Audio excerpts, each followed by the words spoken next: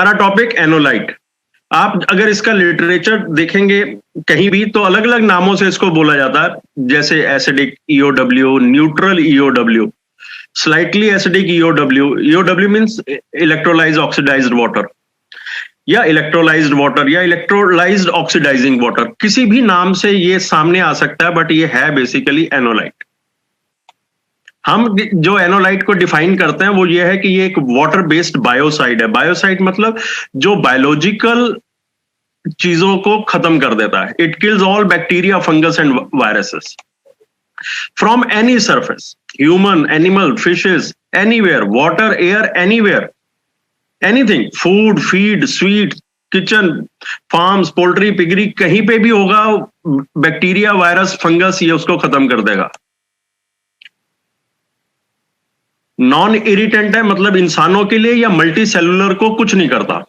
Non poisonous है, कोई harmful effect नहीं है। यूएसएफडीए ने यूएसए में इसको ऑर्गेनिक फार्मिंग के लिए अप्रूव किया हुआ है, और ये कमर्शियल स्केल पे 2 प्रकार की मशीनों से बनाया जाता है। जापानी मशीन भी है और स्विस टेक्नोलॉजी भी है।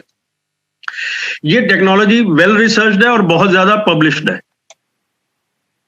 सबसे बड़ी बात यह है कि इसकी मारक क्षमता किसी भी दूसरे सैनिटाइजर के मुकाबले में बहुत ज्यादा है। इसको 4th स्टेज सैनिटाइजर कहा जाता है।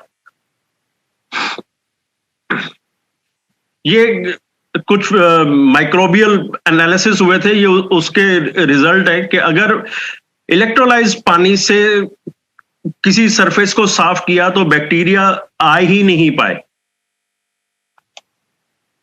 एडवांटेज ऑफ एनोलाइट, इसका ओआरपी हाई होने के कारण किसी भी दूसरे प्रकार के जो डिसइंफेक्टेंट हैं, जैसा कि फूड में क्लोरामाइंस यूज होते हैं, मिल्क में सोडियम हाइपोक्लोराइड यूज होता है, मिल्क और मेडिकल साइंसेज में हाइड्रोजन परऑक्साइड यूज होता है, और बाकी डिसइंफेक्टेंट में बहुत सारे सोडियम बेस्ड डिसइंफेक्टेंट होते हैं।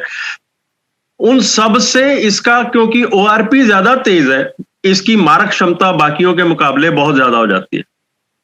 ये बहुत सारी बीमारियों में होने वाले बैक्टीरिया और वायरस, फंगस को मारता है, जिसके कारण meningitis, pneumonia, digestion problems, typhoid, jaundice, polio, TB और स्किन इन्फेक्शंस को रोक पाता है। एनोलाइट एलिमिनेट्स, एनोलाइट किसी भी बैक्टीरिया, वायरस, फंगस को मारकर खत्म करता है।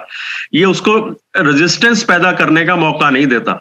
ऐसा नहीं है कि आज अगर हमने इस्तेमाल किया तो जिस सरफेस पे हमने इस्तेमाल किया तो वहां के बैक्टीरिया बाद में रेजिस्टेंट हो जाएंगे। बहुत सारे हमारे, जैसे हाइड्रोजन परऑक्साइड है, फूड इंडस्ट्री में यूज होता है, इसका झटका खा के बैक्टीरिया थोड़ी देर के लिए सो जाते हैं, पर समय पाते ही वो दोबारा से उठ जाते हैं। जैसे दूध को कई बार हाइड्रोजन परऑक्साइड या सोडियम बाइकार्ब डाल के उबाला जाता है, उस झटके से बैक्टीरिया थोड़ी देर के लिए सो जाते हैं, पर बाद में वो बैक्टीरिया वापस आ जाते हैं और फिर से दूध खराब होने के चांस बन जाते हैं। Absolutely non poisonous, non toxic है। ये लिक्विड फॉर्म में, सॉलिड फॉर्म में या इवन मिस्ट फॉर्म में, एरोसोल में फॉर्म में भी अप्लाई किया जा सकता है। जल्दी ही डिसइंटीग्रेट हो जाता है, इसका कोई रेजिडुअल इफेक्ट नहीं है, और इसको किसी चीज से न्यूट्रलाइज करने की आवश्यकता नहीं पड़ती, पर्टिकुलरली फॉर डिस्पोजल पर्पसेस। ये इकोलाई जैसे जो बैक्टीरिया डायरिया पैदा करते हैं, उनका load 2 the power 7, 2 the power 7 का मतलब 2 दी पावर 6 का मतलब होता है मिलियन, 2 दी पावर 7 का मतलब होता है 10 मिलियन से ज्यादा। अगर कोई बैक्टीरिया या वायरस जो है वो 10 मिलियन से ज्यादा है, 1 करोड़ की संख्या से ज्यादा है, तो इकोलाई जिससे डायरिया होता है उसको ये 5 मिनट में खत्म करता। बाकी इंटेस्टाइन के अल्सर्स और इंटेस्टाइन के बैक्टीरिया उसको 2 मिनट में खत्म करता। मैंने एक टर्म यूज किया ग्राम नेगेटिव और ग्राम पॉजिटिव, इसमें कंफ्यूज मत होइएगा। ये एक प्रकार के स्ट्रेन है जिनसे इन बैक्टीरिया को आइडेंटिफाई किया जाता है लैब में, बट ये अलग अलग बीमारियों को कॉज करते हैं। ग्राम नेगेटिव जो है ये स्किन के ऊपर रहते हैं, ये इनको ऑक्सीजन की जरूरत पड़ती है, तो ये स्किन के ऊपर रहते हैं, ये एरोबिक बैक्टीरिया हैं। ग्राम पॉजिटिव वो हैं जो हमारे पेट के अंदर पलते हैं, मतलब अंधेरे एनवायरनमेंट में, एनारोबिक एनवायरनमेंट में पलते हैं। फंजाई जो फूड को सड़ा देते हैं, ऐसे फंगस, ये अगर ये 1 करोड़ 10 लाख से 1 करोड़ के 10 लाख तक होंगे तो भी 5 मिनट में खत्म हो जाते हैं। ये वायरस जिसमें कि पोलियो वायरस, हेपेटाइटिस वायरस और HIV-1 वायरस भी हो, तो ये उसको 2 मिनट में खत्म करता है। कोई व्यक्ति अगर HIV-1 वायरस के बारे में, इसकी एफिकेसी के बारे में पेपर चाहेगा तो मैं भेज दूंगा। ये फोटोग्राफ, अब मैं थोड़ी सी साइंस के बारे में बताता हूं। ये फोटोग्राफ हम सब ने देखा हुआ है।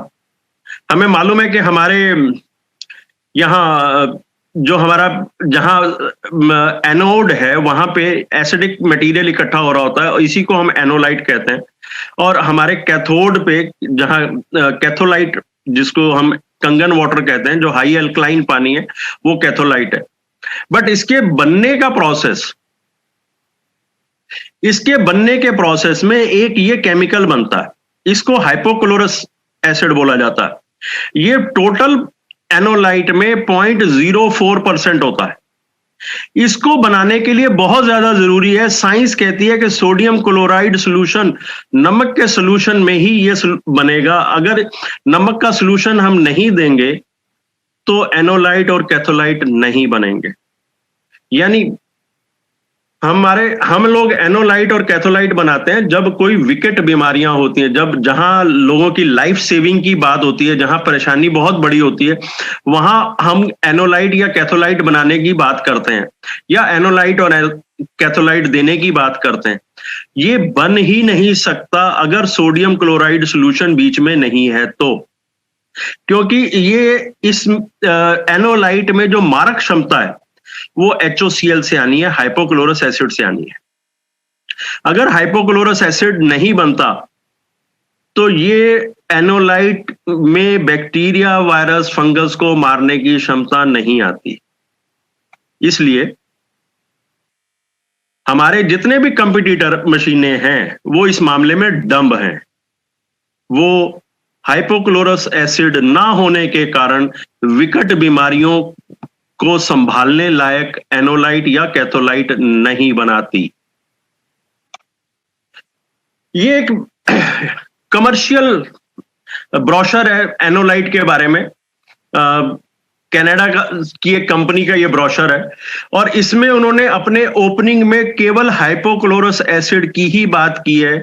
और इतनी सारी बीमारियां, MRS से Ebola, tuberculosis, Legionella, E coli, polio, norovirus, corona virus, bird flu and many others, ये सब वायरस हाइपोक्लोरस एसिड से ही कंट्रोल होने का कनाडा की एक कंपनी के ब्रोशर में क्लियरली लिखा हुआ है।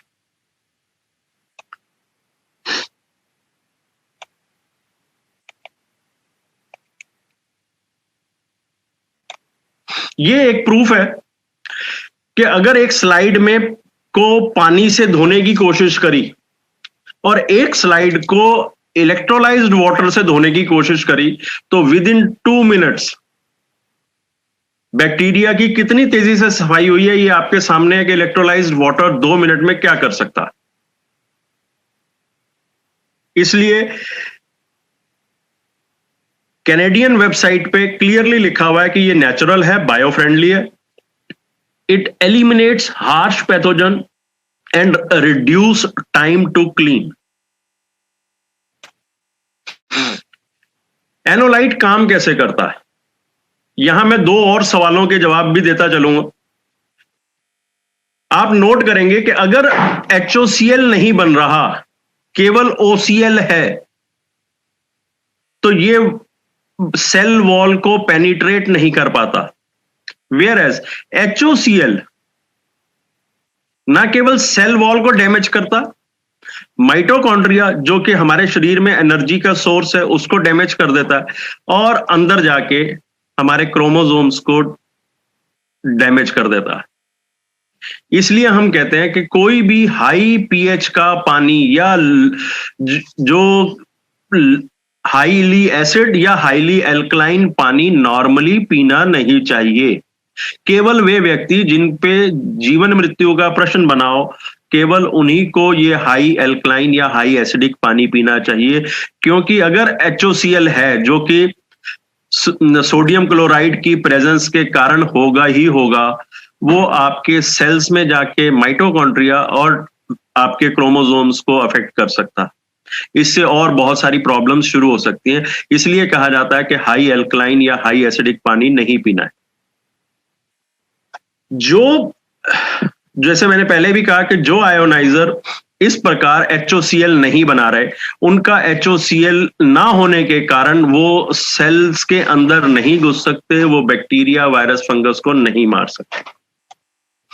ये बनता कैसे है एनोलाइट? पानी, नमक और बिजली, and it makes a powerful biocide. How to control it? PH अगर स्लाइटली एसिडिक है तो इसका पर्पस बदल जाता है, ये ब्यूटी वाटर बनता है और इंसानों में या पौधों में नॉर्मल सी बीमारियों को, या जैसे डेयरी में, पोल्ट्री में सैनिटाइज्ड एनवायरनमेंट बनाने के काम आता है। अगर हाईली एसिडिक हो जाए तो फंगल और वायरस बीमारियों को भी खत्म कर पाता है। ORP अगर 400 से 450 है तो कम से कम 30 मिनट तक उसके एक्सपोजर की जरूरत हो सकती है बीमारियों को हटाने में। अगर ORP 600 से 650 है तो 2 से 5 मिनट में बीमारियों को खत्म करेगा, और उसकी एप्लीकेशन हॉस्पिटल्स में, बेकरी वगैरह में होती है। अगर ORP 850 से 1100 के बीच में है तो ये वायरस को भी मारेगा और 2 से 5 मिनट में अपना काम खत्म कर देगा। अगर हम अब क्लोरीन के सॉल्ट के साथ थोड़ा सा प्ले अराउंड करना चाहें तो इसकी कंसंट्रेशन 0.02 से लेकर 0.045% क्लोरीन तक वेरी कर सकती है, और इसके लगभग 50 सब्स्टिट्यूट मार्केट में अवेलेबल है। बिजली, हमारी मशीन नॉर्मली 5 से 6 एम्पियर में काम करती है, बट अगर हम बिजली की डेंसिटी को बदल दें तो हम अलग अलग ORP जनरेट कर सकते हैं। अगर हम 1050 ORP के करीब अगर जनरेट कर लें तो HIV वायरस को मारने लायक एनोलाइट बन सकता है। अगर pH 2.3 ले आए, 2.5 के बजाय 2.3 ले आए और ORP 1050 हो तो HIV वायरस को भी मारा जा सकता है। इसका मतलब हम प्लांट साइंसेस के साथ अगर हम लोगों से बात कर रहे हैं तो वो प्लांट साइंसेस के लोग बहुत सारी चीजों को मॉड्यूलेट करके ऐसी चीजें डेवलप कर सकते हैं, ऐसे प्रोडक्ट डेवलप कर सकते हैं जो बैक्टीरियल वायरल बीमारियों को खत्म कर पाए। This is a globally known commercial product. ये कुछ फोटोग्राफ्स हैं, sorry, Russia, Germany, Canada, USA के एनोलाइट की। ये प्रोडक्ट्स वहां पे गवर्नमेंट द्वारा अप्रूव्ड हैं, EPA द्वारा अप्रूव्ड हैं, FDA द्वारा अप्रूव्ड हैं, और यहां खेती में इस्तेमाल किए जा रहे हैं। एनोलाइट बेसिकली स्टरलाइजेशन, डिसइंफेक्शन और वाटर प्यूरिफिकेशन के लिए काम आते हैं। बट ये अगर हम जहां कहीं भी किसी प्रकार से बैक्टीरिया, वायरस, फंगस या किसी इंफेक्शन को सोच सकते हैं, उन सभी जगहों में एनोलाइट की एप्लीकेशन है। वेटनरी साइंसेज में, पोल्ट्री इंडस्ट्री में, यहां ना केवल बीमारियों को रोकने में बल्कि पशुओं की सेहत बनाने में।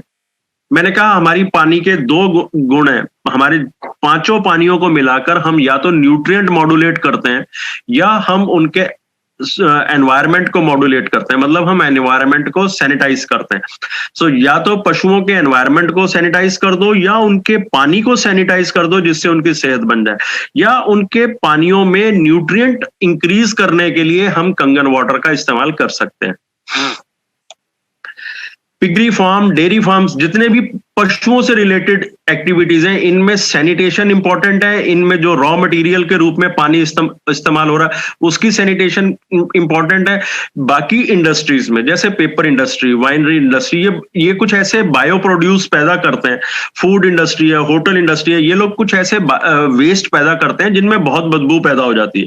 नॉर्मली बायोलॉजिकल वेस्ट होता है इनका, जो नदी नालों में गिरता है तो वहां पे बायोलॉजिकल ऑक्सीजन डिमांड, बीओडी की प्रॉब्लम क्रिएट कर देता, और जहां जहां वो सॉलिड कचरा उनका गलता है वहां पे बदबू पैदा कर देता है। वहां अगर एनोलाइट का स्प्रे करवाया जाए तो बदबू से छुटकारा पाया जा सकता है। आप लोग म्यूनिसिपैलिटीज को भी अप्रोच कर सकते हैं एनोलाइट द्वारा, उनके जो सॉलिड वेस्ट डंप्स हैं या जो गली सड़कों में या मोहल्लों में जो कूड़ा घर होते हैं उनसे जो बदबू उठती है उसको मैनेज करने के लिए भी एनोलाइट का इस्तेमाल किया जा सकता है। बहुत सारी इंडस्ट्रीज हैं, जैसे हमारे बहुत सारी इंडस्ट्रियों में वाटर कूलर लगे होते हैं, water cooler in the sense cooling tower लगे हुए होते हैं, और वो कूलिंग टावर धीरे धीरे, क्योंकि जमीनी पानी इस्तेमाल हो रहा था तो उनके कूलिंग टावर्स जो है वो गलने लग जाते हैं। ऐसे ही डेयरी इंडस्ट्री में बहुत सारे बर्तन रोज धुलते हैं और बहुत सारी चिकनाई को साफ करना होता है, वहां पे नॉर्मली सोडियम बाइकार्ब, सोडे का पानी इस्तेमाल होता है, वहां हमारा हाई एल्कलाइन पानी और हाई एसिडिक पानी द्वारा इन बड़े बर्तनों को धोया जा सकता है। कूलिंग टावर में non oxidising high alkaline water से अगर साफ कर दिया जाए तो उनको जंग लगने के आसार खत्म हो जाते हैं। Personal health care, agriculture and horticulture, सबसे ज्यादा खाना फसलें पैदा करने से लेकर उगाने तक और उगाने के बाद संभालने तक हर चीज में एनोलाइट का इस्तेमाल है। जो फल, सब्जियां या मीट जो मार्केट में आ जाता है उनकी शेल्फ लाइफ बढ़ाने में भी इसका इस्तेमाल है। जो मटेरियल कोल्ड स्टोरेज में चला जाता है उसमें एक प्रकार की फंगस आती है जिसको फुजेरियम रॉट कहते हैं, तो फुजेरियम को कंट्रोल करने में भी एनोलाइट का रोल है। और इसके अलावा म्युनिसिपैलिटी के जो वेस्ट वाटर ट्रीटमेंट प्लांट्स है उनमें बहुत बदबू उठती है और उसमें बहुत सारा सॉलिड गंद निकलता है जिसको मैनेज करना जरूरी हो जाता है, वहां इसकी बहुत जरूरत है। एक मैंने अगला सेक्टर लिख रखा है cooling towers. Cooling towers normally बिल्डिंगों में भी यूज होते हैं, और अब जो एग्रीकल्चर का आजकल बड़ा माहौल चला हुआ है, लोग एग्रीकल्चर को लेके बड़े चिंतित हैं, तो आने वाले समय में पॉली हाउस में जो फार्मिंग होती है उसके ऊपर भी उसके लिए पॉली हाउसेस को ठंडा करने के लिए भी हमें कूलिंग टावर चाहिए होता है, और उन कूलिंग टावर्स में या तो बाद में एल्गी आने के खतरे होते हैं या कोई ऐसी बीमारियां वहीं कूलिंग पैड्स पे आगे बैठ जाती हैं जो बाद में पूरी क्रॉप को ट्रांसफर हो सकती है। उनकी क्लीनिंग के लिए भी एनोलाइट इस्तेमाल होता है। एग्रीकल्चर में क्रॉप इन्वायरमेंट को एनोलाइट डिजीज फ्री बना देता है। जब कहीं से बीमारी हटा दो वहां पे पौधा बहुत बढ़िया ढंग से ग्रो करने लगता है और क्रॉप यील्ड 20% से ज्यादा बढ़ जाती है। हेल्दी प्लांट्स में फर्टिलाइजर और पेस्टिसाइड्स की जरूरत कम पड़ती है, इसलिए टोटल मुनाफा 35% से भी ज्यादा हो जाता है। मैं खुद से आलू, गेहूं, मक्का, प्याज और कई सारी सब्जियों में 22 से 27% तक यील्ड इंक्रीज और 35 से 40% तक कुल मुनाफा बढ़ा चुका हूं। इसके अलावा हम ये जो हम सजेशन दे रहे हैं ये गवर्नमेंट की बहुत सारी स्कीम्स के साथ मैच करता है। एनोलाइट का इस्तेमाल करना फार्मर्स डबलिंग फार्मर्स इनकम जो गवर्नमेंट की स्कीम है उसमें पूरी तरह से फिट बैठता। Minimising farm expenses, soil health and sanitation Paramparagat Krishi Vikas Yojana में मैच करता है। Mission organic value chain development में ये फिट बैठता है, और national centre for organic farming की स्कीम्स में ये बिल्कुल फिट बैठता है। इस पर इन चीजों से जुड़ी हुई एग्रीकल्चर संस्थाओं से आप बात करके वहां पे भी इसकी एप्लीकेशन करवा सकते हैं। रिसर्च विद एनोलाइट, ये कुछ रिसर्च पेपर्स के सिर्फ नाम आपके साथ शेयर कर रहा हूं। ये डेयरी इंडस्ट्री का एक पेपर है। ये रेडियोलॉजी और लैब ओरिएंटेड एनवायरनमेंट में इलेक्ट्रोलाइज्ड ऑक्सीडाइजिंग वाटर के द्वारा हार्ड सरफेसेस और इक्विपमेंट, मतलब हॉस्पिटल्स की डिसइंफेक्शन के बारे में एक रिसर्च पेपर है। ये बायो एरोसोल्स, मतलब जो हवा में बदबू फैली रहती है, उसका एनोलाइट द्वारा स्प्रे किए जाने से कंट्रोल किया गया, ये उस पे रिसर्च पेपर है। एनिमल प्रोडक्शन, बहुत सारे लोग पशुधन बढ़ाने में, कोई बर्ड्स को बढ़ाने में, कोई घोड़े पाल रहा है, कोई पशु पाल रहा है, गाय पाल रहा है, डेयरी कर रहा है, उनको बढ़ाने में, उनकी मल्टीप्लिकेशन सेंटर में इसका एनिमल प्रोडक्शन में इलेक्ट्रोलाइज्ड वाटर का काम है। जो लोग फ्रेश वेजिटेबल्स को काट के फ्रोजन बना के उसकी मार्केटिंग करते हैं, इसमें उसका इस्तेमाल है। ये एनडीआरआई करनाल का एक पेपर है जिसमें नॉन थर्मल अप्रोच, बिना पानी को गर्म किए फूड इंडस्ट्री के माइक्रो ऑर्गेनिजम्स खत्म करने के बारे में उनका एक रिसर्च पेपर। तो ये बहुत अच्छे से रिसर्च हो रखी है। ये कुछ मैंने काम किया था, बहुत पहले की बात है। ये 2 दिन के लिए ताजी सब्जियों को, कुछ सब्जियां ट्रीट करी, कुछ सब्जियों को बिना ट्रीट किए मैंने रख दिया। 48 घंटे 38 डिग्री टेम्परेचर पे बिना पंखा चलाए खुला छोड़ के रखा था। आप देख सकते हैं कि जो ट्रीटेड नहीं थे वो सड़ गए थे, और जो ट्रीटेड थे वो कुम्हला तो गए थे, उन पे रिंकल्स तो आ गए थे, पर वो सड़े नहीं थे। ये मेरा एक दूसरा ट्रायल था जहां मैंने 2 लीटर एनोलाइट से, जहां मैंने लगभग 1550 किलो आलू को ट्रीट किया था। 2 लीटर एनोलाइट से लगभग 1550 किलो आलू को ट्रीट किया था। और आप देख सकते हैं कि किसान का जो नॉर्मल सैनिटाइजर, जो फंजीसाइड इस्तेमाल होता था, वो 920 रुपए लीटर वाला था। और सेकंड में मैंने उनके नॉर्मल मटेरियल के साथ अपना सैनिटाइजर ऐड कर दिया, और तीसरी बकेट में केवल सैनिटाइजर है। आप देख सकते हैं कि शायद फुटाव जो आया वो अकेले सैनिटाइजर में फुटाव थोड़ा ज्यादा आया हुआ है, थोड़ा सा ज्यादा है। बट फाइनली हमें 27% यील्ड ज्यादा मिली और किसान को लगभग 40% का मुनाफा हुआ। ये एक बीमारी होती है जो जब ट्यूबर बड़ा हो रहा होता है, ये ट्यूबर ही है, सब आलू जो है ये स्टेम का एक्सटेंडेड पार्ट होता है, और इसको जब अगर कोई बैक्टीरिया या कोई माइक्रो ऑर्गेनिज्म छोटे रूप में काट दे तो जैसे जैसे ट्यूबर बड़ा होता जाता है ये कट भी बड़ा हो जाता है। ये पैथोजन के कारण होता है, और ये मेरे खेतों में से ये बीमारी खत्म हो गई थी। मैंने आलू की फसलें 2 साल तक ली, एक भी खेत में एक भी आलू इस प्रकार कटा हुआ नहीं मिला। ये एक मेरा मक्की का ट्रायल था, मेज का 2.25 एकड़ का ट्रायल था। इसमें मशीनों द्वारा स्प्रे हुआ था, और आप देख सकते हैं कि ये बीच की जो रो है ये हमारा सेंटर पॉइंट था। एक तरफ की 7 रोज जो थी ये अनट्रीटेड थी, और लगभग 72 रोज मेरे राइट हैंड साइड पे जो थी वो सब ट्रीटेड थी। ये 70वें दिन स्प्रे हुआ था और 35वें दिन की फोटो है। आप देख सकते हैं कि एक राइट हैंड साइड की क्रॉप और लेफ्ट हैंड साइड की क्रॉप में कितना फर्क है।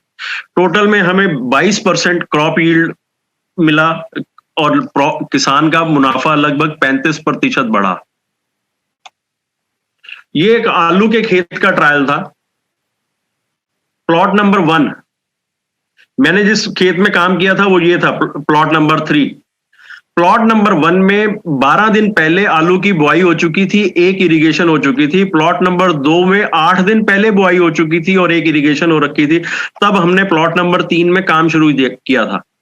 पर जब 50वें दिन फोटो लेने गए तो आप देख सकते हैं कि प्लॉट नंबर 1 में अभी भी कैनोपी कंप्लीट नहीं हुई, अभी भी लाइनें दिखती हैं। प्लॉट नंबर 2 में भी जो हमसे 8 दिन आगे थी उसमें भी जगह जगह जो है गैप्स दिखाई देते हैं। वेयर एज प्लॉट नंबर 3 में आप देख सकते हैं कि क्रॉप पूरी भर गई है और अभी भी पौधे ऊपर को उठ रहे थे। ऐसा होने से मेरे को यहाँ पर लगभग 24% की क्रॉप यील्ड मिली और मेरे आलू जो थे वो बड़े हो गए। नंबर ऑफ ट्यूबर नहीं बढ़ता, आलूओं का नंबर नहीं, संख्या नहीं बढ़ती, पर उनका साइज बढ़ता है। ये लेफ्ट हैंड साइड पे अनट्रीटेड जब ट्रैक्टरों द्वारा या मैनुअली जब आलू खोदे जाते हैं तो फिर उनकी ढेरी लगाई जाती है, तो मैंने उनको साइज वाइज अलग कर दिया था। आप देख पाएंगे कि जो सबसे बड़ी वैरायटी थी वो केवल इतने सारे ही थे, जबकि ट्रीटमेंट प्लॉट में आप देख सकते हैं कि बड़े वाले आलू ज्यादा हो गए थे। यहां आप देखें, ये जो ग्रैंड वैरायटी है, जिसको मैं कहूंगा कि बहुत बड़े साइज के आलू थे, ये बहुत ज्यादा हो गए और जो छोटे आलू हैं वो कम हो गए। इनका जो क्रॉप का डिस्ट्रीब्यूशन कहा जाए वो बड़े आलूओं की तरफ ज्यादा हो गया था, छोटे आलू कम हो गए थे। इस प्रकार क्रॉप यील्ड इंक्रीज हुई। मक्की के ट्रायल में आप देख सकते हैं कितना बड़ा राइज आता है। टोटल में जहां 400 दाने निकल रहे थे एक मक्की में से, लगभग 750 दाने निकले। सो ईओ वाटर जो है उसका सीड ट्रीटमेंट में, इरिगेशन सप्लीमेंट में और स्टोरेज के दौरान स्प्रे करके इस्तेमाल किया जा सकता है। अगर सीड ट्रीटमेंट करना चाहें तो केवल 2% का सोल्यूशन, 1:50 सोल्यूशन इस्तेमाल करें। 1 लीटर को 50 लीटर पानी में डाल के किसी भी सीड को 2 मिनट के लिए डिप कर दें। मक्की, गेहूं, प्याज, अगर इनके सीड हैं तो वो थैलियों से ना निकालें। मटर वगैरह के सीड होते हैं उनको थैली से ना निकालें, पूरी थैली को ही एनोलाइट में कुछ देर के लिए 2 मिनट से लेके 5 मिनट के लिए डुबो दें। अगर हम इरिगेशन डोज करने वाले हैं, इरिगेशन के साथ डोजिंग करने वाले हों, तो 2.5 लीटर प्रति एकड़ पे मेरे को अच्छे रिजल्ट मिले। पर बाद में जब मैंने ट्रैक्टर माउंटेड स्प्रेयर्स के साथ काम करना शुरू किया तो ट्रैक्टर माउंटेड स्प्रेयर्स में 400 लीटर पानी एक बार में डलता है, तो मेरे को 2.5 लीटर के बजाय 4 लीटर एक बार की टंकी में मैंने यूज किया। एनोलाइट को किसी भी दूसरे प्रोडक्ट के साथ नहीं मिलाना है। कुछ लोग, कुछ फसलें माइक्रोबियल सप्लीमेंट्स यूज करनी पड़ती हैं, जैसे बहुत सारी सब्जियों में माइक्रोबियल सप्लीमेंट्स डाले जाते हैं। जो कुछ लोग जो ऑर्गेनिक खेती करते हैं वो लोग नाइट्रोजन फिक्सिंग या फास्फोरस फिक्सिंग बैक्टीरिया इस्तेमाल करते हैं अपनी खेती में। उन लोगों को पहले एनोलाइट का स्प्रे करना चाहिए, ताकि जब बाद में नए बैक्टीरिया या नई फंगस जब हम इंट्रोड्यूस करें तो उसको कोई रेजिस्टेंस ना मिले और वो अच्छे से अपनी पकड़ बना पाए। ये एनोलाइट अपना काम आधे घंटे में कर देता है, उसके बाद उसके कोई रेजिडुअल इफेक्ट नहीं होता, वो किसी चीज के साथ इंटरफियर नहीं करता। जो लोग मशरूम की खेती करते हैं, अगर वो एक बार इस एनोलाइट का स्प्रे करते हैं तो उनको जो नया कल्चर लाना है, जो नए स्पॉन या नया सीड डालना है, उसमें उनको अच्छी पैदावार मिलती है। बट अगर उन्होंने सीड पहले डाल दिया तो एनोलाइट मशरूम को उगने नहीं देगा, मशरूम को खत्म कर देगा। किसी भी और केमिकल के साथ इसको मिक्स करके कभी स्प्रे मत करना, हमेशा ये सेपरेट स्प्रे होगा और किसी भी दूसरे केमिकल से पहले स्प्रे होगा। ये चीजें मैं सांगा सीड, पेप्सी, सांगा सीड ने थोड़ा और आगे काम किया था। उनका एक अपना टिश्यू कल्चर लैब है, वहां उनके टिश्यू कल्चर लैब में एनोलाइट ने बहुत बढ़िया रिजल्ट दिए उनके, क्योंकि अल्टीमेटली टिश्यू कल्चर जो है वो इंसान ही करते हैं, तो हाथों से इन्फेक्शन फैलता था। जब ये एनोलाइट वहां इस्तेमाल होना शुरू हुआ तो उनके फाइनल प्रोडक्ट में और फाइनल टिश्यू ट्यूब्स में इन्फेक्शन आना बंद हो गया, पौधों की सर्वाइवल रेट बढ़ गया। उसके बाद उन्होंने एक ऑटोमेटिक प्लांट लगाया था जिसमें केवल रूट जोन में इरिगेशन होती थी, हवा में पैदावार होती थी, एरोपोनिक कहा जाता था उसको।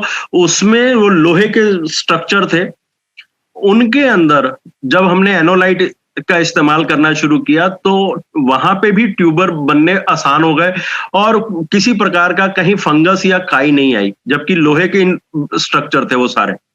हाइड्रोपोनिक फैसिलिटीज, जो लोग हाइड्रोपोनिक फैसिलिटीज इस्तेमाल करते हैं अगर उनका रख रखाव ठीक ना हो तो वहां पे काई आ जाती है और वहां पे फंगस आ जाती है, जिसके लिए उनको हर 6 महीने पे डिसइंफेक्शन करना पड़ता है। अगर वो एनोलाइट बीच बीच में स्प्रे करते रहें या एनोलाइट को अपने पानी के साथ चला दें तो उनका इंफ्रास्ट्रक्चर की लाइफ लंबी हो जाती है और उनमें काई नहीं जमती, उनमें कोई फंगस नहीं बैठती और डिसइंफेक्शन जो है वो बार बार नहीं करना पड़ता, या उनको अपना मीडिया जिसमें वो पौधे उगा रहे हैं वो मीडिया सारा बदलना नहीं पड़ता। ये काम मैं सांगा सीड, भट्टी सीड के साथ, मकैन और पेप्सी के साथ पंजाब में मैंने 2 साल तक किया। ये मेरे कुछ नए एक्सपेरिमेंट है, पिछले महीने की फोटोग्राफ है। राजस्थान में गोभी की उस समय नर्सरी बन रही थी, तो आप नोट कर सकते हैं कि ये वाला जो है हमारा एनोलाइट ट्रीटेड ट्रेज थी और ये अनट्रीटेड ट्रेज हैं, और आप देख सकते हैं कि जर्मिनेशन में कितना फर्क पड़ा। जो लोग नर्सरी प्रोडक्शन का काम करते हैं उनके लिए एनोलाइट वरदान हो जाता है, जो लोग फ्लोरिकल्चर का काम कर रहे हैं उनके लिए भी यह वरदान का काम करता है। ये मेरा एक ट्रायल है, अभी प्याज उखाड़ा नहीं गया है, ये पिछले हफ्ते की फोटोग्राफ है। ये 2 क्यारियां जो हैं ये एनोलाइट से ट्रीटेड है, ये वाली क्यारी और इसके बाद की क्यारियां जो हैं ये अनट्रीटेड है। तो आप देख सकते हैं क्रॉप में कितना डिफरेंस है। अगर पौधे बड़े हैं तो ऑब्वियसली इनके नीचे का प्याज भी बड़ा होगा, बट अभी ये उखाड़े नहीं गए। कुछ दिन बाद जब इनकी हार्वेस्टिंग होगी तो मैं आपको हार्वेस्टिंग के फोटोग्राफ भी शेयर करूंगा। So this is what I wanted to tell you about Enolite, and quickly मैंने कुछ खत्म कर दिया। मैं चाहता हूं कि अगर आप लोगों के questions हो तो we can discuss it further. Thank you. Let me just tell for everybody say जब सर जी बोल रहे हैं Enolite के बारे में वो 2.5 की बात कर रहे हैं। सर मैं उड़ीसा में जो अपना यहाँ पे जो पोल्ट्री फार्म है, मैं 2 पोल्ट्री फार्म में सर बात किया था उनसे, ठीक है जी। मैंने यूट्यूब में एक वीडियो देखा था कि जो 2.5 जो है हमने उसको 1:50 में डायरेक्ट करना है, ठीक है सर। तो बट उसका एप्लीकेशन कैसे है मेरे को पता नहीं है सर। मैंने उनको बोला कि 1.5 से 1:50 में डाइल्यूट करना है, but how they will applicable to that poultry farm. मैंने 3 प्रकार से इसको काम में लाया। पहला, जब आपके पास छोटे छोटे बर्ड्स होते हैं उनको पानी पिलाने के लिए 2 लीटर का एक कंटेनर वहां रखा जाता है। उस 2 लीटर के कंटेनर में 100 ml एनोलाइट डाल दीजिए। छोटे छोटे बर्ड वहां से पानी पीते हैं। जो लोग अंडे की पोल्ट्री कर रहे हैं उनके जो केजीज होते हैं उसमें लगभग 2500 बर्ड का एक केज होता है, और वो 2500 बर्ड रफली 500 लीटर पानी रोज पी जाते हैं। और वहां ऑटोमेटिक वाटर डिस्पेंसर लगता है, उस पर पक्षी चोंच मारते हैं और वहां से अपने आप पानी बाहर आता है। तो उनकी बड़ी टंकी में आप सफिशिएंट अमाउंट में पानी डालते हैं जो छत के ऊपर टंकी लगी होती है। तीसरा एप्लीकेशन है एरियल स्प्रे। पीठ पर स्प्रे पंप लगाकर जहां ये बर्ड्स हैं वहां पे स्प्रे कराया जाता। सर ये जो बड़े टंकी में जो डालते हैं इसका सर क्या रहेगा? जो बड़े टंकी में डाले कितना लीटर कितना पानी? 2%। 2%। अगर मान लीजिए मेरे को 500 लीटर की टंकी है ऊपर, तो उसका 2% मतलब 10 लीटर डलेगा। मीन्स वही मैं जो बोल रहा था 1:50 बात। हाँ 1:50। ठीक है। तो 1:50 वही है सर। सर इनका ये एप्लीकेशन। हाँ बोलिए त्रिपति जी। Hello sir. हाँ बोलिए। इनका बंद हो गया, आपका अनम्यूट हो गया सर त्रिपति जी। आप हाँ सर बोलिए। सर तो we can applicable in poultry farm in that 3 ways only. One is drinking purpose and one is to spray purpose only. जी जी जी। Okay sir. इसमें उनका बेनिफिटेड सर, इसमें बेनिफिटेड क्या आएगा सर? पोल्ट्री में बहुत सारे एंटीबायोटिक इंजेक्शन लगते हैं सर, वो खर्चा बच जाता है। अच्छा, इंजेक्शन और देने की दूसरा बेनिफिट ये आता है कि जो लोग अंडे के लिए पोल्ट्री फार्म कर रहे हैं, पोल्ट्री फार्म 2 प्रकार के हैं, अंडे के लिए और ब्रॉयलर के लिए। जो लोग ब्रॉयलर के लिए कर रहे हैं तो उनके बर्ड्स जो हैं वो लगभग 8 दिन पहले तैयार हो जाते हैं। तो जो लोग साल में 7 बार 7 टाइम्स क्रॉप ले पाते थे वो 8वीं क्रॉप भी ले पाते हैं। राइट। और जो लोग अंडे की फार्मिंग कर रहे हैं उनका अंडे का साइज स्लाइटली बढ़ जाता है, प्लस अंडे का जो शेल है वो थोड़ा सा थिक हो जाता है, जिसकी वजह से ट्रांसपोर्टेशन में अंडे कम टूटते हैं, ब्रेकेज का लॉस नहीं होता। सो अदरवाइज जो बायर है जिसको माल भेजा, वो अंडे टूटने का खर्चा डाल देता है। तो अगर ये पानी पीते हैं तो अंडे कम टूटते हैं, वो नुकसान नहीं होता है। ओके सर, मेरे पास तो ये तो इन्फॉर्मेशन था 1:50 का, बट एप्लीकेबल का इन्फॉर्मेशन नहीं था sir. Thank you. Now you have it, enjoy. Good evening sir. जी सर मुझे एक तो ये जानना था रिगार्डिंग प्लांट के लिए, आपने जो बोला ना, तो एप्लीकेशन जो है आप पर्टिकुलर यूज हम लोग जो एप्लीकेशन में करते हैं, तो उसमें जो कॉन्सेंट्रेशन यूज करना है उसमें भी यही चीज, या फिर जहाँ पे हम लोग को प्लांट फ्रूट एंड वेजिटेबल को भी निकालने के बाद में अगर वापस वॉश करके ऑर्गेनिक इसमें करते हैं, तो वो टाइम पे भी percentage will be the same, applications वाला जो रहता है वो परसेंटेज? जब फ्रूट या वेजिटेबल वॉशिंग करते हैं उस समय हम फुल कंसंट्रेशन यूज करते हैं। ओके। उस समय डाइल्यूट नहीं करते हैं। और इनफैक्ट ये डाइल्यूशन वो लोग करते हैं जिनको बहुत बड़े लार्ज स्केल में एप्लीकेशन करना होता है। ओके। क्योंकि हमारे घरों में ऑलमोस्ट अनलिमिटेड पानी बन सकता है, राइट। तो हमें डाइल्यूशन करने की आवश्यकता नहीं है। और खास तौर पे किचन लेवल की अगर एप्लीकेशंस हैं तो 100% कंसंट्रेट में यूज करो। नहीं, I am talking regarding the, मैं अगर कोई फार्मर को ये सजेस्ट कर रही हूँ तो हो सकता है कि मुझे शायद आपकी हेल्प लेनी पड़े रिगार्डिंग द स्प्रे का, जो आपने जैसे बोला कि कोई भी केमिकल यूज करने से पहले इसको स्प्रे करना है, और प्लस उसका एक पर्टिकुलर कॉन्सेंट्रेशन रहता है, तो वो चीज वो जो कंसंट्रेशन है ना, वो मिट्टी का टाइप क्या है, क्रॉप कहाँ है, किस एरिया में है, वो सब चीजें देख के उनको कंसंट्रेशन करनी होती है। बट एक थंब रूल है कि 2 से 2.5% का सोल्यूशन बना दो तो काम करता है। अंडरस्टैंड। सर मुझे 2 क्वेश्चंस हैं।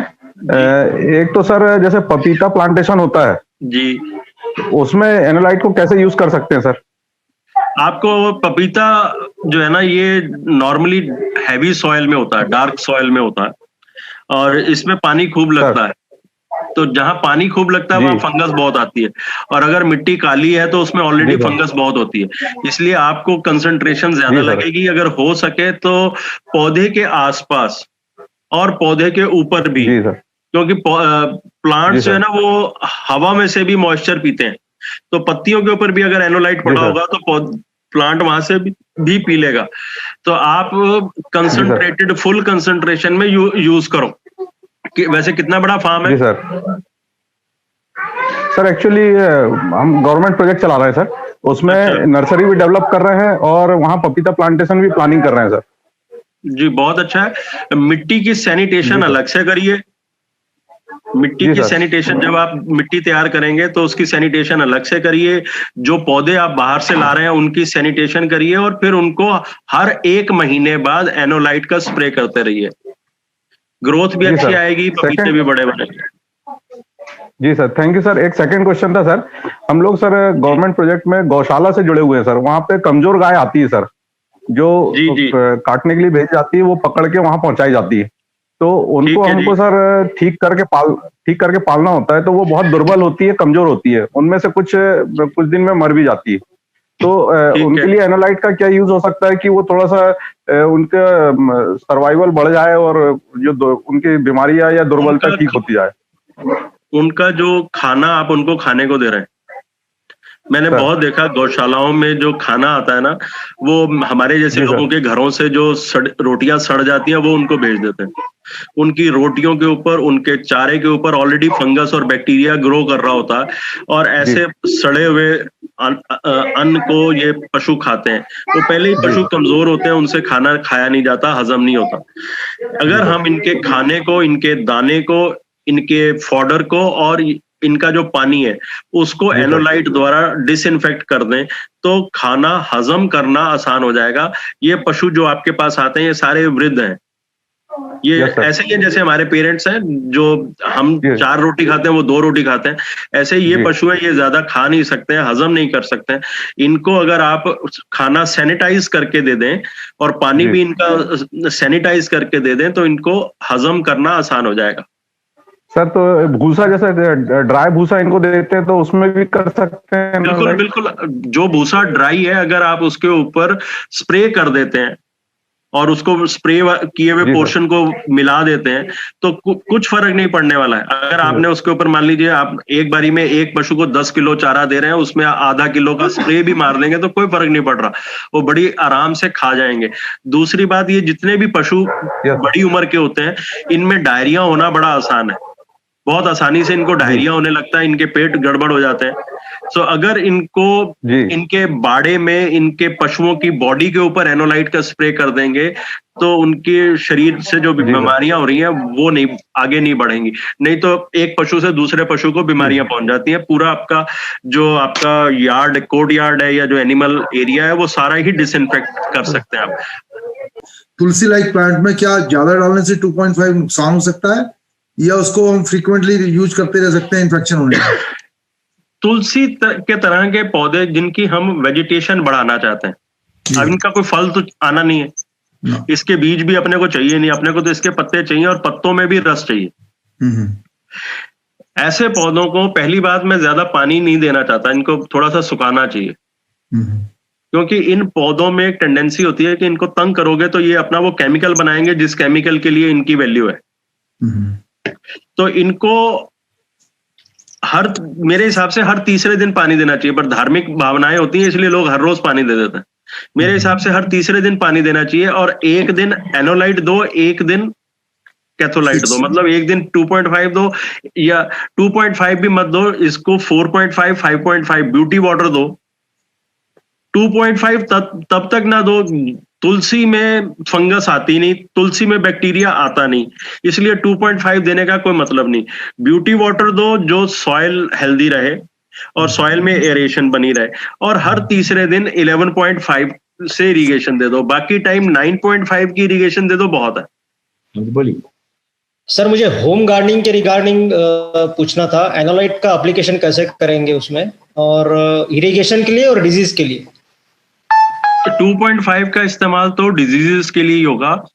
जब कभी आप फूल उगाते हैं, जब कभी आप मटर उगाते हैं, तो जिन पत्तियों के ऊपर सफेद सफेद जाला आ जाता है उनमें 2.5 का इस्तेमाल होगा। आप रहते कहाँ हैं? सर नागपुर। मिट्टी काली है, वहां काली मिट्टी में फंगस बनती है। काली मिट्टी की फंगस को अगर आपको लगता है कि आपके पौधे की जड़ें फैलती नहीं है, अगर उसको बढ़ाना चाहें, जो कि नॉर्मली गमले में तो ठीक है, लोग अपने पौधे की जड़ें ज्यादा फैलाना नहीं चाहते, इसलिए 2.5 मत डालो, सिर्फ ब्यूटी वाटर डालते रहो, उतने में ही पौधे हेल्दी रहेंगे। अच्छा, तो इरिगेशन के लिए भी ब्यूटी वाटर इरिगेशन के लिए भी ब्यूटी वाटर का यूज कर सकते हैं, ब्यूटी वाटर का इस्तेमाल करें। मैंने एक स्लाइड में बताया था कि स्लाइटली एसिडिक EOW भी एनोलाइट है। अच्छा, ठीक है, तो आप मतलब स्लाइटली एसिडिक होगा। इवन न्यूट्रल जो है, न्यूट्रल एनोलाइट कहां बनता है हमारी मशीन में? जब 7 का बटन दबाते हैं, ग्रीन बटन क्लीन वाटर के लिए, उस समय जो दूसरी तरफ एसिडिक पानी बन रहा होता है वो न्यूट्रल एनोलाइट है, उससे भी पौधों को फायदा होता है, आप उसको भी इस्तेमाल कर सकते हैं। जरूरी नहीं है 2.5 से ही फायदे लें। जब जो जैसी बीमारी होती है उसको वैसा पानी देंगे। जहां हमें डिजीज सामने नजर आ रही है, खास तौर पे कुछ स्वीट पी के फ्लावर्स होते हैं, गार्डिनिया के फ्लावर्स होते हैं जिसमें फंगस सामने से नजर आती है। कोई लोग वेजिटेबल उगाते हैं, बैंगन घर में उगाते हैं, भिंडी उगाते हैं, ऐसी जगह में फंगस सामने से नजर आती है, उनका आप 2.5 से ट्रीट करें। जहां आप सोच रहे हैं कि यहाँ बीमारी आ सकती है या बीमारी को अवॉइड करना, वहां तो ब्यूटी वाटर से भी अवॉइड कर सकते हैं। सर, ये पूछना था, जैसे का अपना क्रॉप लगा हुआ है और उसमें फंगस और वायरस और ब्लास्ट वगैरह जो प्रॉब्लम जो आता है, उसके लिए हम कैसे ट्रीट करें कि वो ब्लास्ट वगैरह खत्म हो जाए? देखो, ब्लास्ट की जो फंगस है ना, वो तब आती है जब फूल आ गया, उसके बाद बीज बनने शुरू हुए तो पता लगा ब्लास्ट हो गया इसमें। ऐसी फसलों को शुरू से ही हैंडल करना पड़ेगा। इसके ये जो ब्लास्ट में जो फंगस है वो पौधे के अंदर से आती है, बाहर से तो पता ही नहीं लगेगा जब तक उसके सिम्टम नहीं आएंगे। सिम्टम्स जैसे आ रहे हैं सर, तो उसके लिए हम क्या ट्रीट करें अब आगे उसको प्रिवेंट करने के लिए? ये जो है ना, ये पौधे के अंदर की रिजाइडिंग फंगस है। आप स्प्रे कर सकते हैं, बट पौधे इतने बड़े हो चुके होते हैं कि मटेरियल का यूनिफॉर्म स्प्रे करना बड़ा मुश्किल हो जाता है। सर जैसे अपना स्प्रे पंप से करते हैं 15 लीटर के, तो उसमें कितना अपना 2.5 pH उसमें पहले एक मिनट ये बता दीजिए, आप अभी किस फसल में स्प्रे कर रहे हैं? अभी टमाटर में करना है सर। टमाटर में कर रहे हैं। स्टैकिंग कर रखी है या जमीन में छोड़े हुए हैं? स्टिकिंग है सर, मल्चिंग के साथ। कितना ऊंचा हो गया पौधा? 2.5-3 फीट का। 2.5-3 फीट का जी। अच्छा, अभी ये तोड़ना कब है? फरवरी में? अभी जनवरी में स्टार्ट हो जाए, फ्लावरिंग फरवरी में करना है। तो जी। अभी आप पूरे पौधे को स्प्रे कर सकते हैं, तो उसको ड्रेंच करना है, पौधे को ड्रेंच करना है, तभी उसके अंदर मटेरियल पहुंचेगा जी। कौन सा नहला दो पौधे को जी। और आपने पूछा नैपसैक स्प्रे में कितना डलेगा? एक नैपसैक स्प्रे 15 लीटर वाले में 350 ml एनोलाइट डलता है। आप 400 ml या आधा लीटर डाल सकते हैं। जी सर।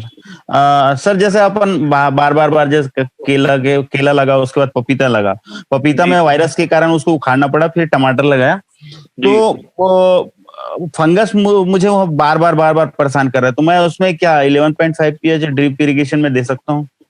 11.5 फंगस को कुछ नहीं करेगा, बल्कि मजा आएगा, फंगस को ग्रो करेगी। सर एसिडिक हो गया है बार पेस्टिसाइड्स और वो सब डालते हुए, फर्टिलाइजर मिट्टी यूज कर रहे हो, उस मिट्टी की नेचर ही है एसिडिक जी। उसको न्यूट्रल करने के लिए और उसके न्यूट्रिएंट को मोबिलाइज करने के लिए आपको 11.5 इस्तेमाल करना चाहिए। बट उस 11.5 से बीमारी कंट्रोल में आएगी ऐसा नहीं सोचना है। नहीं सर, मैं वो न्यूट्रलाइज की बात कर रहा था, गलती से मैंने कहा ना कि अपनी प्रेजेंटेशन में भी कहा कि न्यूट्रिएंट आगुमेंटेशन, हमें न्यूट्रिएंट जहां मॉड्यूलेट करने हैं वहां हाई एल्कलाइन का या नॉर्मल 9.5 का भी अच्छा रोल है। जी सर। अपने यहाँ 9.5 खूब बनता है, आप 9.5 बनाइए और अपनी मिट्टी में मिलाइए। जी सर। उतने में आपको बहुत सुख मिल जाएगा। जी सर। अभी चना लगाना है, चना डालना है, तो उसको सीड ट्रीट कैसे करूं सर? चने की बोरियां होंगी आपके पास? जी सर। 1 एकड़ में कितना लगा रहे हैं? 12 किलो, 15 किलो? नहीं, 1 एकड़ में 40 किलो के आसपास। 40 किलो लगाएंगे, ठीक है। काला चना लगा रहे हैं? नहीं, लाल चना सर, JJ11। हाँ, वही लाल चना, काला, ठीक है। तो जो आपके पास 40 किलो है ना, उसके एक बैग कितने के हैं? 25 किलो का बैग होगा या 15 किलो का बैग है? 25 किलो के सर। 25 किलो के बैग को क्या हम 5-5 किलो के बैग में कन्वर्ट कर सकते हैं? जी सर। 5 किलो के एक बाल्टी में 5 किलो ही एनोलाइट ले लीजिए और ये 5 किलो की बैग जो है ये उसमें उतार दीजिए, सीड का बैग। 5 मिनट डुबोए रखिए, फिर निकाल के बाहर रख दीजिए सूखने के लिए, दूसरा बैग डाल दीजिए। इस प्रकार आप अपने 40 किलो को 5-5 किलो करके एक बाल्टी में ट्रीट कर लेंगे। अदरवाइज 40 किलो को ट्रीट करने के लिए आपको वो ट्यूबवेल वाली जो हौदी होती है उसमें डुबोना पड़ेगा। जी। तो सर पानी बार बदलना है, उसी पानी में चल जाएगा? नहीं, वो 5 लीटर पानी काफी है। मैंने बताया था शायद, मैंने 2 लीटर एनोलाइट को 50 लीटर पानी में डाल के और 1500 किलो सीड ट्रीट किया था। ठीक है, आपने सिर्फ 40 किलो करना है, आपका 5 लीटर एनोलाइट बहुत है। तो उसी में 5-5 किलो करके एक ही बाल्टी में भिगो लीजिए। जी। बाकी उसको सुखा के फिर अपन उसको कर सकते हैं सर। एक वैसे तो वो गीला आपके, अगर आपने हाथ से डालना है सीड तो गीले में भी डाल लेंगे, पर अगर मशीन द्वारा, ड्रिलर द्वारा डिबलिंग करनी है तो फिर आपको सीड सुखाना जरूरी है। सर ये पूछना था सर, जैसे डेयरी फार्म में तो जैसे 2.5 से वो हम सैनिटाइज कर देंगे चारे को, क्या जानवर को पिलाने के लिए 9.5 इस्तेमाल करना है? 9.5 बिल्कुल पिला सकते हैं। रोज ना भी पिला पाए तो जब भी मौका मिले हफ्ते में 1 बार 2 बार पिला दीजिए। अच्छा सर, एक सवाल और है सर, जैसे कि जब लार्ज स्केल में करना होता है हम लोग जनरली आरओ के बाद ही इसको ट्रीट करते हैं, तो क्या नॉर्मल वाटर जो ज्यादा टीडीएस का है क्या वो भी यूज किया जा सकता है जैसे खेती के लिए या जानवरों के लिए? ज्यादा टीडीएस होने पे 2.5 और 11.5 ठीक ढंग से या अच्छी क्वालिटी का बनता नहीं है जी। सो अगर आपके यहाँ खेतों में ये अक्सर प्रॉब्लम होती है कि भाई अच्छी क्वालिटी का 2.5 नहीं बन पाएगा खेत के पानी से, तो ऐसे में मेरा ये तरीका रहता है कि मैंने 20-20 लीटर की केनियां रखी हुई हैं। मैं अपने घर से पानी क्लीन करके और अच्छे टीडीएस का पानी अपने साथ लेके जाता हूँ, खेत में 2.5 बनाता हूँ और अपने सामने स्प्रे करवाता हूँ। मेरा एक प्रोस्पेक्टिव क्लाइंट है जो हाइड्रोपोनिक्स करते हैं। हाँ जी, हाइड्रोपोनिक कब से लगे हुए वो देख लीजिए। मेरा ख्याल है वहां अगर पुराने लगे हुए हैं तो जो प्लास्टिक की ट्यूबें लगी होंगी या जो लोहे की ट्यूबें लगी होंगी उनमें काई जमी होगी। ओके। और जितना ये हाइड्रोपोनिक का पानी घूमकर वापस एक टैंक में आता है और क्योंकि वो न्यूट्रिएंट रिच होता है तो उस टैंक में भी काई जमी हुई होगी। आप उसको सिर्फ ये कह दीजिए, उससे उसका साइज पूछ लीजिए और जितना पानी का टैंक का साइज है, हो सकता है 200 लीटर का टैंक हो सकता है 500 लीटर का टैंक हो, आप उसमें पहले दिन जाके उस 2.5 को टैंक के आसपास स्प्रे करा दीजिए और उसके अंदर 5 लीटर के करीब वो 2.5 डलवा दीजिए। उसको पूछिए कि क्या तुम्हें ये काई पसंद है, do you like this algae और do you want to remove it. वो बोलेगा काई तो खत्म ही नहीं होती, आज हटाओ कल आ जाती है वापस। तो उसको बोलो अगर मैं स्प्रे कर जाता हूं, अगर काई चली जाए तो मेरे को इसकी फोटो खींच के भेज दियो। उतने में उसको समझ में आ जाएगा कि काई कैसे बिना किसी केमिकल के काई खत्म हो जाएगी। तो 2.5 is to be sprayed on the plants itself directly? Plants पे नहीं, वो जो नीचे मशीन है ना, वो जो उनका हाइड्रोपोनिक का जो टैंक है जिसमें पानी इकट्ठा हो रहा है और जो उसकी पाइपलाइंस है, उसमें एक बार 2.5 को चलवाना है। अगर जैसे कोई क्रॉप हार्वेस्ट हुई है और मशीन खाली हो गई है तो 2.5 चलवा दीजिए, तो सैनिटाइज हो जाएंगे, काई खत्म हो जाएगी। तो कितना प्रोपोर्शन? सेम 2% और 2%, 2.5%। आप तो क्योंकि क्लाइंट विन ओवर करना है, प्योर चलवा दीजिए, प्योर चलवा दीजिए, प्योर बिल्कुल। ओके। एंड पर एकड़ या कुछ ऐसे सम मशीन की साइज के सुपर देनी होगी या कैसे? What is the kind of this thing? मतलब मैं तो SD 501 से ही काम कर रहा हूँ, बट जब उनको देने का टाइम होगा, क्योंकि उनके पास पानी की रिक्वायरमेंट एक्चुअली कम होती है। हाइड्रोपोनिक लगाते ही वो लोग हैं जिनका पानी का रिक्वायरमेंट कम होता है, वो बार बार उसी पानी को रिसाइकल करते हैं। ओके। तो हो सकता है कि वो आपको अपनी मशीन के नजदीक ना जाने दे, तो जहां जमीन में काई जमी हुई है आप केवल उसी का स्प्रे कर सकें। इसलिए अपनी स्प्रे बॉटल में 2.5 का 1 लीटर 2 लीटर लेकर जाइए और उसकी जमीन पे स्प्रे करके फोटो खींच के ले आइए। 10 दिन बाद दोबारा जाके फोटो खींच लीजिए, आपको पता लग जाएगा कि एल्गी खत्म हो रही है। जब तक जमीन पे एल्गी ठीक नहीं करेंगे वो आपको मशीन में एल्गी ठीक करने की परमिशन नहीं देगा। ओके, ठीक है ना जी। थैंक यू जी। जी welcome. Now the Tirupati Balaji, आपको अनम्यूट कर रहा हूँ। हेलो। हाँ जी। हाँ जी सर हमने जो बात किए थे अभी पोल्ट्री के लिए 1:50 में जी, जो हम लोग जो पानी में डाइल्यूट करेंगे उस पानी का टीडीएस और पीएच कितना रहना चाहिए जिसमें हम लोग डाइल्यूट करेंगे? उसके लिए हर एरिया में अलग अलग होता है, बट फिर भी अगर जैसे अगर बहुत ज्यादा कैल्शियम ना हो तो अच्छी बात है, पानी बहुत ज्यादा खारा ना हो, जितना नदी का पानी मिल जाए या न्यूट्रल मिल जाए उतना अच्छा है। नहीं सर, अभी क्या जहाँ पे पानी नहीं मिलता है तो वो लोग अभी पोल्ट्री फार्म में ऑलरेडी वो लोग आरओ लगाते हैं, ठीक है, कोई कमर्शियल आरओ भी इंस्टॉल कर रहे हैं, बट तो एक्चुअली एग्जैक्टली पानी का पीएच कितना रहना चाहिए और टीडीएस कितना रहना चाहिए सो दैट अच्छा काम करेगा? हम जितनी भी कैलकुलेशंस करते हैं ना, हम नॉर्मली न्यूट्रल पानी से करते हैं। अच्छा। अगर पानी ऑलरेडी डिस्टिल्ड है, उसमें न्यूट्रिएंट्स है ही नहीं तो, या आरओ है और उसमें टीडीएस बहुत ही कम है, उसमें न्यूट्रिएंट नहीं है। हम जिस भी पानी को यूज करना चाहते हैं उसका कम से कम टीडीएस 100 होना चाहिए सर।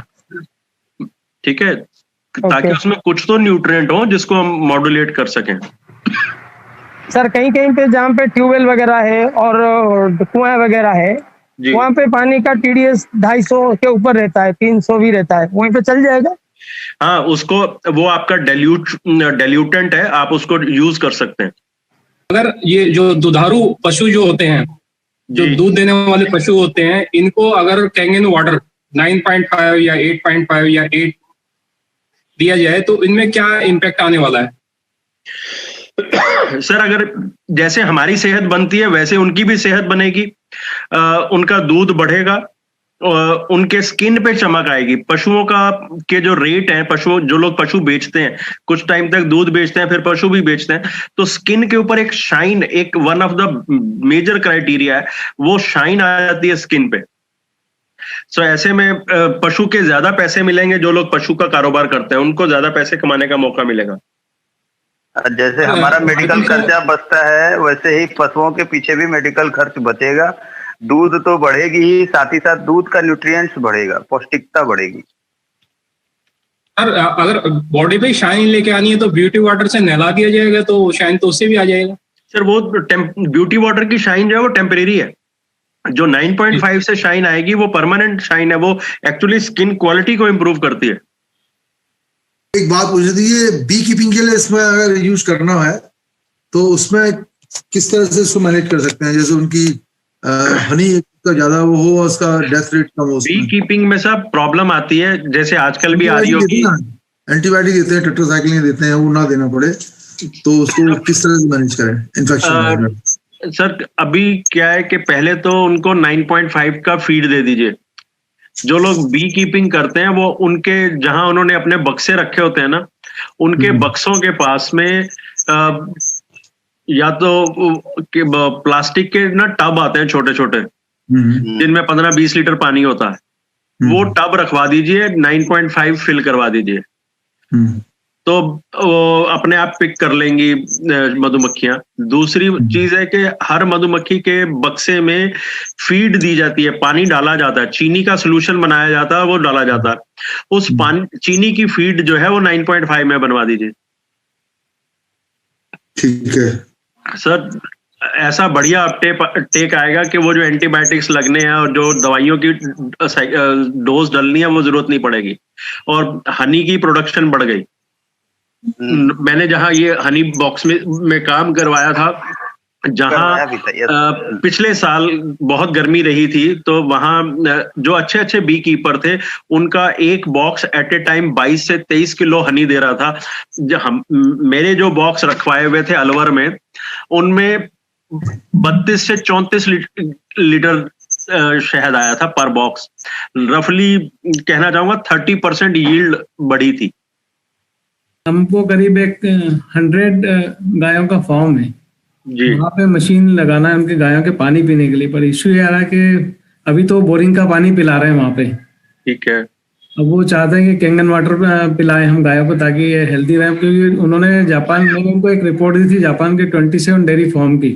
ठीक है, वो बहुत अट्रैक्टिव था उन लोगों के लिए कि हाँ काफी कुछ हो जाएगा इसमें, बट पानी कैसे दें, क्योंकि पानी काफी क्वांटिटी में लगना है, और हम लोग जो रिकमेंड करते हैं मशीन को 150 TDS तक का, और उनके यहाँ करीब 300 TDS वाटर है सर। ओके, तो एरिया कौन सा है जी? पर एरिया हम इंदौर से है सर। इंदौर में है, ओके। तो वहां आपको जो पानी है उसका TDS आप बता रहे हैं 700 के आसपास? मतलब जो बोरिंग का आ रहा है वो 300 आ रहा है सर। 300 आ रहा है। देखो हमें जो 100 TDS का पानी चाहिए होता है ना, वो चाहिए जब हाई अल्कलाइन या हाई एसिडिक पानी बनाना है। पर अगर आप एक कमर्शियल सॉफ्टनर या कमर्शियल RO लगा के TDS को घटा लें तो आप आराम से 200 से नीचे आ जाएंगे जी। और 200 से नीचे वाले पानी पे अगर आप सुपर 501 लगा के छोड़ देते हैं तो वो 10 घंटे में 3000 लीटर पानी निकाल देगी, जो आपके पशुओं को काफी होगा। सुपर 501 नहीं लगना है, वो हर 10 घंटे में एक मशीन, अगर आप चाहें तो 2 मशीन लगा सकते हैं, डिपेंडिंग अपॉन कि आपके पास कितने पशु हैं और कितना पानी का रिक्वायरमेंट है। यहाँ दिल्ली में एक जापानी एम्बेसी का स्कूल है, वहां पे बहुत सारे एम्बेसीज के बच्चे पढ़ने आते हैं, उन्होंने अपने स्कूल में 12 मशीन लगा रखे हैं सुपर। तो अगर आपके पास 100 पशु हैं तो शायद वहां 2 सुपर मशीनों की जरूरत है। सिर्फ पाइपिंग जरा अच्छे से लगवा लीजिएगा, क्योंकि पानी का 2 सुपर मशीनों को फीड करने के लिए पीछे से पाइपलाइन बहुत अच्छी वाली और सही